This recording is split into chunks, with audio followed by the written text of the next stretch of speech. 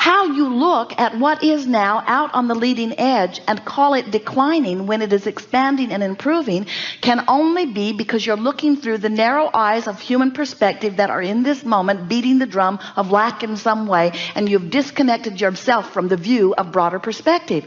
You are magnificent beings and we love you very much, and what you add to the evolution of all that is enormous. But you have not yet, from your human perspective, figured out how to scrape enough dirt together to launch another Earth into orbit. You don't know what you're doing relative to things that are world nature. Global warming is not a factor that need concern you. This Earth is expanding and evolving and improving. It is not shrinking and disintegrating and declining. It is not.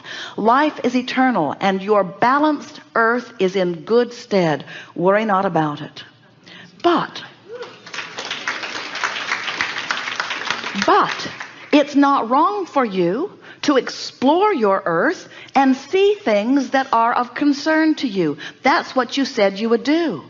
So you see something that is of concern to you, immediately you ask for an improvement. And immediately the rocket of desire shoots out of you and source energy is on the case. But when you watch global warming, when you beat the drum of it, you hold yourself with millions of others in vibrational difference or resistance to the improvement that you've asked for. So then you have to croak before you let your planet receive the benefit that you have asked for. And it does not need to be that way. In other words, you don't have to wait until the next generation in order to reap the benefit of what this generation is asking for. You can have it right here and now. In fact, you don't even have to wait for anybody else to figure it out. You can have it right now, and you can tell by the way you feel whether you are having it right now or not. So now we've come down to a very big topic, and it's a topic that a lot of people would disagree with, and we certainly understand where they would be coming from. So you look into the world, and maybe you even watch that whole movie about global warming. And as you watch it and you see pictures of things that you don't want to happen to your planet happening, or you see speculation of what's going to happen further, and you feel that horrible feeling within you that always happens when you look at the opposite of what you want. So you feel that horrible, horrible feeling, and then you say, but there are things in that movie that are true. And we say, you got to ask yourself, and now's as good a time as any. Am I going to guide my experience by looking at what is, because it's true, and therefore create more of it? Because the law of attraction will give me what I give my attention to. Or am I going to ride the rocket of desire that has been born out of it? Am I going to think about what I want? Am I going to let the way I feel be my criteria for the direction of my thought, or whether something is true?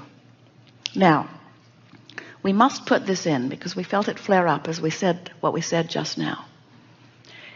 Every person on the planet could read the pamphlet on global warming and could come to a place of devastated fear. And in doing so, you would launch rockets of desire about what you want, and your world would improve because of your awareness of what you don't want, which helps you to be more aware of what you do want. But you could all simultaneously hold yourself apart from what is now in vibrational escrow, which is an even healthier Earth.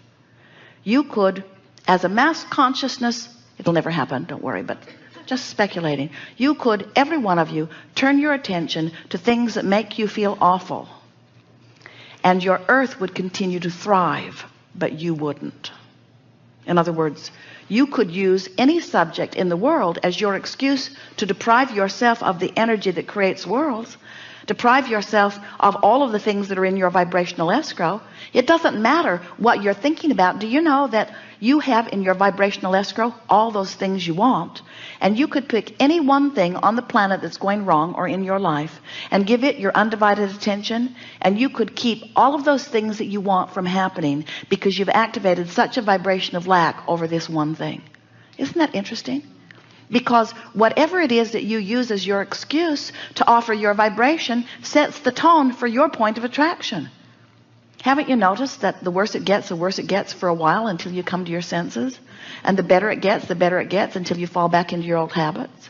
In other words, Haven't you noticed that you can get on a run where you're feeling really good and things just get better and better and better, and then some old person shows up in your life or something happens and you get refocused, or you watch CNN, or you go to the movie on global warming and you have a sort of resistance relapse.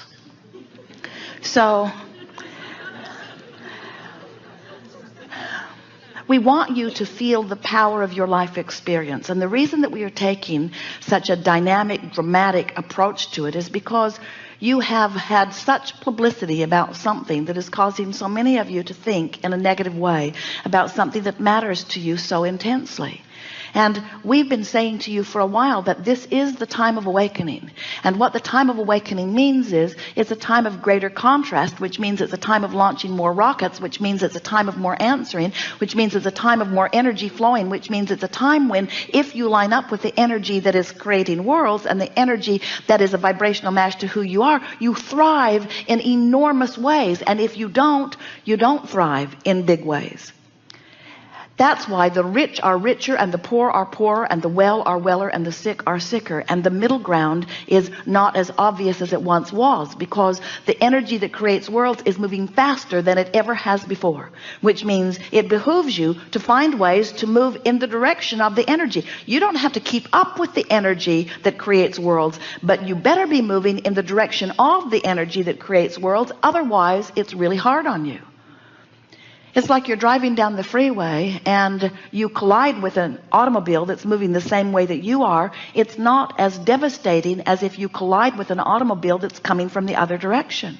When you get moving in the direction of the energy, you have a much more comfortable ride than when you're bucking the current. When you move against the current that you have been asking for and summoning and has been coming for all of this time, it doesn't work out very well for you. And the first signal that you're doing that is the emotion, the negative emotion that you feel. So the briefest way to explain it is that you are source energy. You come forth into a physical body. Life causes you to ask for more. That asking is then answered by source energy, because source energy gives its undivided attention to what you are asking for. And as law of attraction is responding to this culmination of all that you are, it creates a very powerful calling or source. Do you acknowledge that law of attraction is a factor in your life experience? Have you shown to yourself that when you hold something as your object of attention, sooner or later, and usually sooner, it shows up in your experience? Do you acknowledge that as you have been in this physical body, you have been thinking a lot of thoughts that now make up the basis of your point of attraction? Do you acknowledge that you have thought thoughts before that you're not thinking now, and since you're not thinking them now, it's not part of your basis of attraction? Do you understand that it's only the thought that is actively being thought that is your basis of attraction?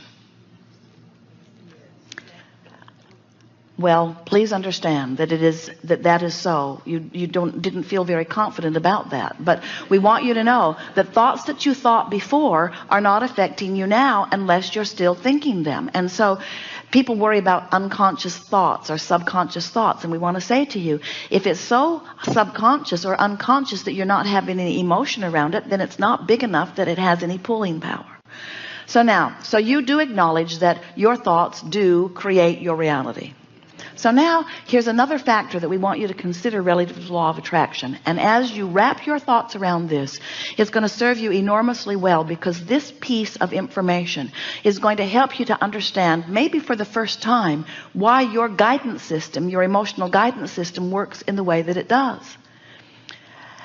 Did you enjoy our analogy of the electricity and the toaster a little bit? And do you acknowledge that you existed as source energy before you came forth into this physical body? And do you accept that non-physical part of you still remains in non-physical? And would you like to join us in acknowledging that is an eternal being there?